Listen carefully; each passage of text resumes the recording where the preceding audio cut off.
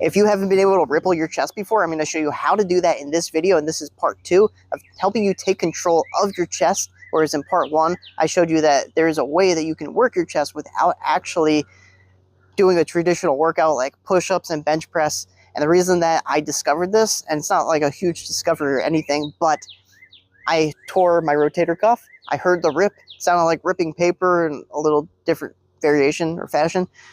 Didn't like it.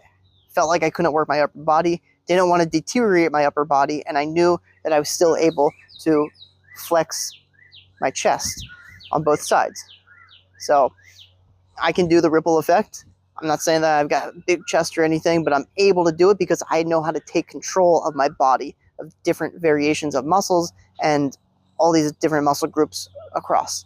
And I will make more videos about it. But for this one, I'm going to show you how to do the ripple effect in your chest.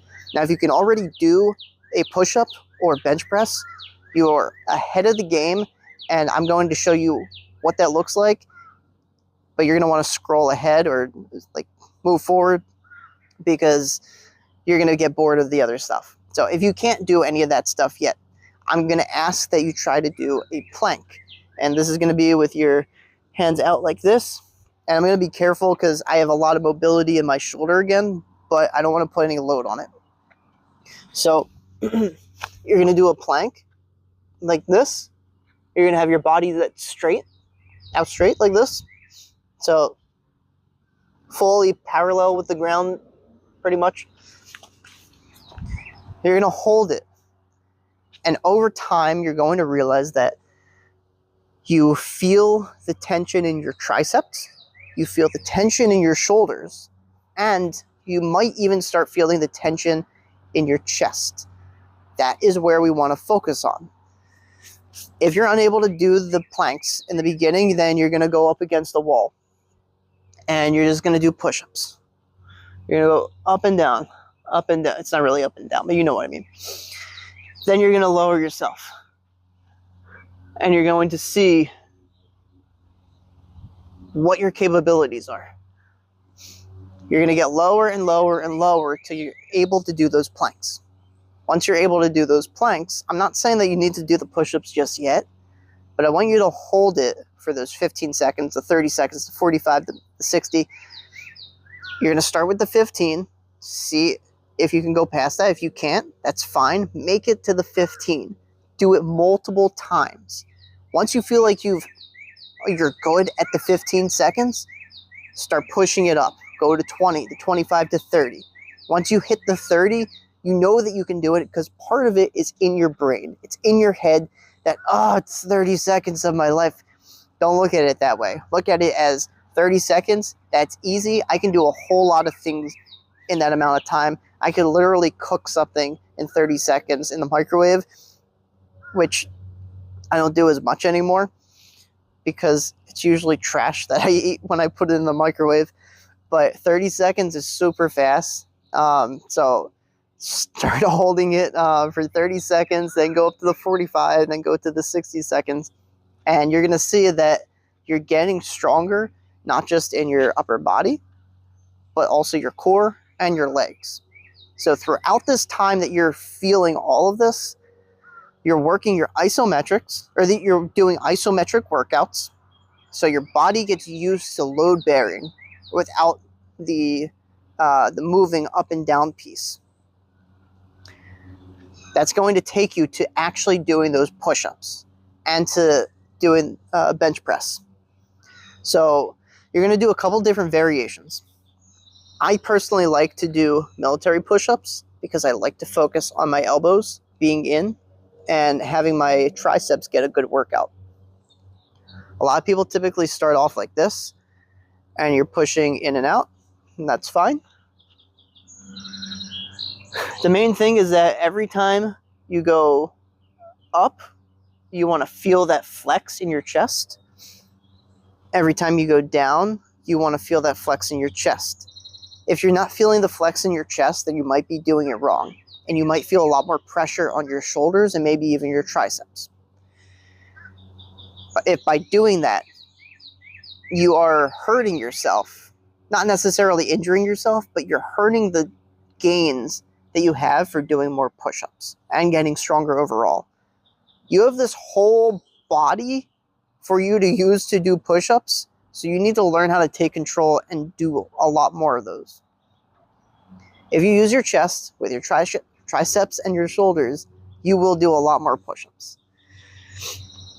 You want to also do variations of push-ups as well. So not just the military push-ups and the regular push-ups, but you want to find out what it feels like as you spread your arms out a little bit wider. Now, you're not going to have as much pressure on your triceps when you go out, but you will feel it a lot more in your pecs, on the outside of your pecs. Vice versa, if you bring your arms in and you do diamond push-ups, which looks like this, typically it's very uncomfortable on the wrists, so maybe just like kind of turn your hands in or bring them a little bit closer, and you realize that it starts focusing on the inside of your chest, right here. Likewise, when you have your arms lower, you'll feel it on the under boob, and if you have your hands higher, like a shoulder press, or if you're doing a pike push-up, basically your head ends up being lower to the ground when you're doing these. The top part of your chest, at least if you're doing push-ups. If you're doing bench press, you'll probably just be at an incline, versus if you're doing push-ups, then your hands are essentially raising above your chest. So, for instance, here is perpendicular with your chest. This is the normal push-up. This is going to work your upper chest, and that's going to give you that Superman look where your chest is just normally puffed out, because that's the way that the muscle grows. And most people don't really work the upper chest or the upper pec as much as they actually should, but that's because it's harder, honestly. They work the lower pec and the mid pec part of it. When your hands are coming lower than your chest, you're working the bottom.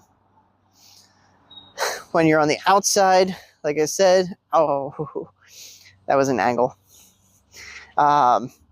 You're working the outside. When you're on the inside, you're working the inside. So once you get used to feeling what it's like all around your entire pec, you're going to find that it's so much easier to control that pectoralis movement of your muscle. And so what you're going to do is you're going to go into the mirror, because this is what everybody does. They're going to look at the mirror. They're going to puff out their chest. Their back's going to come with it as they flex their muscle. And over time, you're going to start to realize that you don't have to move your back in order to ripple your chest or to flex your chest. Your shoulder might kind of flex a little bit with it, but unlike the rotator cuff where you're flopping around everywhere, so you can actually see my shoulder moving a lot more. But maybe it's because I don't have as good control on this side, because I feel like I need to use the shoulder. So I have work that I need to do. But if you do all of those things, you're going to learn that you can flex your chest and you can take control of your different muscle groups by doing all these different workouts. And it does take time, so don't stress out if you can't get it right away. But a lot of guys that hit the gym a lot recognize the feeling of their chest flexing.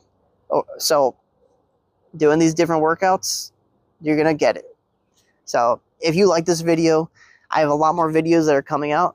Hit the like button and also follow along, because I'm going to get big and you're going to be with me on this wave. See ya.